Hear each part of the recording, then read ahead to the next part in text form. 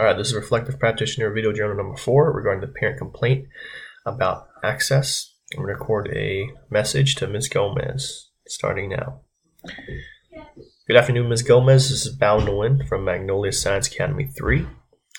My office staff let me know that you had come in for a meeting about a concern regarding Andrew's AP class placement for this coming semester. So I want to make sure I get back to you.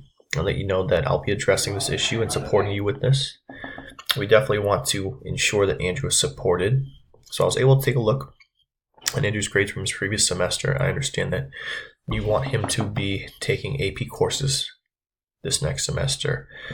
Andrew didn't make a 3.0 last semester, which is normally our cutoff for taking AP courses, but I was able to review further and earlier in his transcripts.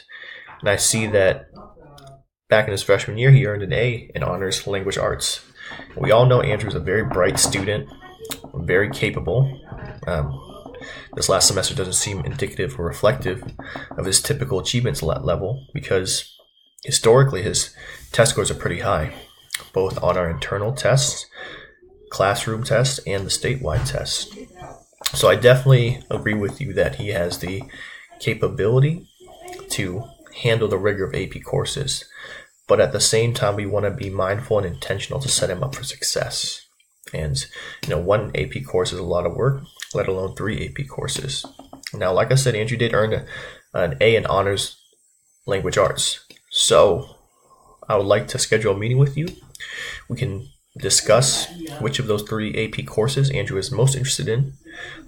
Just looking at his grades and his previous reports, I see that he has a really high aptitude when it comes to language arts. His English classes typically tend to be his highest performing classes.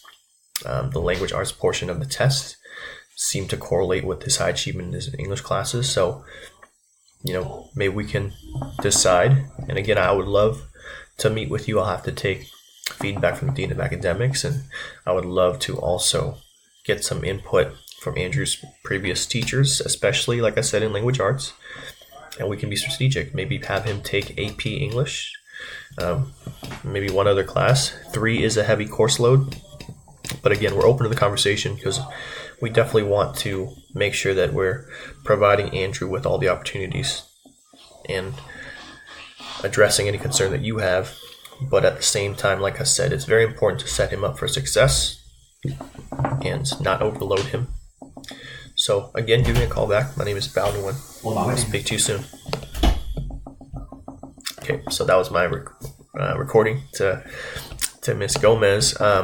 My thought process is that if the student historically is high achieving, it just happens last semester he didn't make the cutoff, I don't see any reason to bar him from having access to AP courses. He's shown the capability, high test scores, an A in honors. 3 AP courses is definitely a lot. I'm sure there's going to be some administrators, some teachers that are going to be sticklers about the black and white rules of requirements and standards for participating in AP courses. And if the student hasn't demonstrated that with fidelity, then I don't think he should be taking 3 AP courses. But again, this is down to a question of access. Should one semester determine his access towards achieving at a higher level, or even the option and chance to achieve at a higher level? I don't think so. And of course, I was kind of extrapolating and making up some of the data. But if he earned an A in honors language arts and test scores are high, he should probably at least be able to take AP English. I think the approach is one that invites in the parent in the discussion. It doesn't just close off the doors immediately.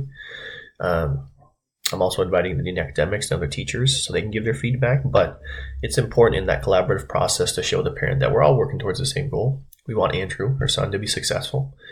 We just want to be strategic, build in support, and not just throw him 3 AP classes just because it looks prestigious or the parent has the assumption that he's going to be able to breeze by them. 3 AP courses is a lot. So that was my thought process in inviting the parent in for a meeting, having that discussion of let's let him do 1, maximum 2.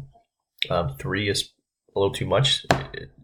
I think 2 is a nice compromise given the students not meeting standards for last year's GPA, but having previously met the standards. Thanks.